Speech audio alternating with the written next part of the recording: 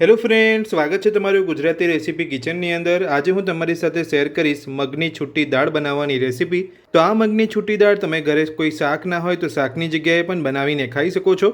અને મારી આ રીતે બનાવશો તો પહેલી જ વારમાં પરફેક્ટ તમારી છૂટી દાળ બનીને તૈયાર થશે। તો ચલો મગની છૂટી દાળ બનાવવાનું શરૂ કરીએ। તો મગની છૂટી દાળ બનાવવા માટે મેં અહીંયા 2 વાટકી જેટલી એક બાઉલની અંદર મગની દાળ લીધી છે। તો છૂટી મગની દાળ બનાવતા પહેલાં આપણે મગની દાળને 2 થી 3 વાર ચોખ્ખા પાણીએ ધોઈ લઈશું।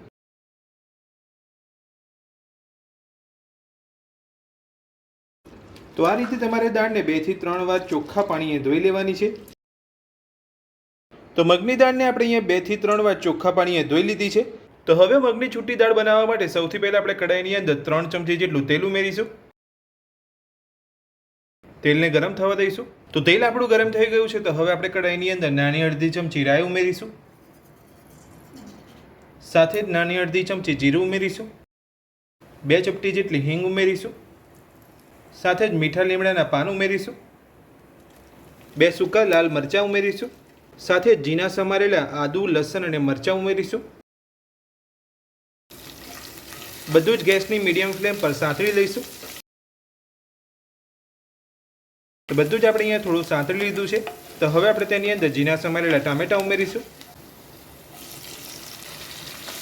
બધું જ મિક્સ કરી લઈશું। તો બધું જ મિક્સ કરી લીધા પછી હવે આપણે તેની અંદર સ્વાદ પ્રમાણે મીઠું ઉમેરીશું। મીઠું ઉમેરી લીધા પછી બધું સરસ મિક્સ કરી લઈશું। તો બધું જ આપણે અહીંયા મિક્સ કરી લીધું છે। તો હવે આપણે જે દાળને ધોઈને રાખી છે તે ઉમેરી લઈશું।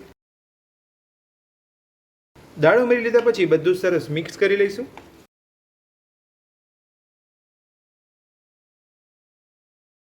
વઘાર સાથે દાળને મિક્સ કરી લીધા પછી હવે આપણે દાળની અંદર દાળ ડૂબે એટલું પાણી ઉમેરીશું।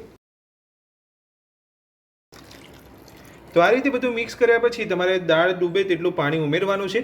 તો હવે આપણે તેની અંદર નાની અડધી ચમચી હળદર પાવડર ઉમેરીશું, સાથે જ નાની 1 ચમચી ધાણા જીરું પાવડર ઉમેરીશું, નાની 1 ચમચી કાશ્મીરી લાલ મરચું ઉમેરીશું। તો પાણી અને મસાલા ઉમેરી લીધા પછી બધું સરસ મિક્સ કરી લઈશું।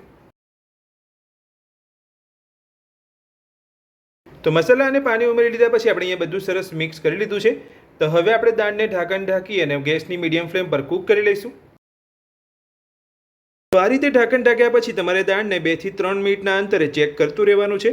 તો હવે આપણે દાળને કૂક થવા દઈશું। તો દાળને ઢાંકે અહીંયા 10 મિનિટ જેટલો સમય થઈ ગયો છે અને મેં અહીંયા દાળને 1 થી 2 વાર વચ્ચે ચેક કરી લીધી હતી। તો હવે આપણે દાળને ચેક કરી લઈશું ફરી। તો તમે જોઈ શકો છો એકદમ સરસ આપણી અહીંયા દાળ કૂક થઈ ગઈ છે અને એકદમ સરસ આપણી દાળ અહીંયા ફૂલી ગઈ છે। તો હવે આપણે દાળની અંદર ઝીણા સમારેલા લીલા ધાણા ઉમેરીશું અને બધું સરસ મિક્સ કરી લઈશું। તો ધાણા ઉમેરીને આપણે અહીંયા મિક્સ કરી લીધું છે અને મગની છૂટી દાળ બનીને આપણી તૈયાર છે। તો હવે આપણે દાળને એક પ્લેટની અંદર સર્વ કરી લઈશું।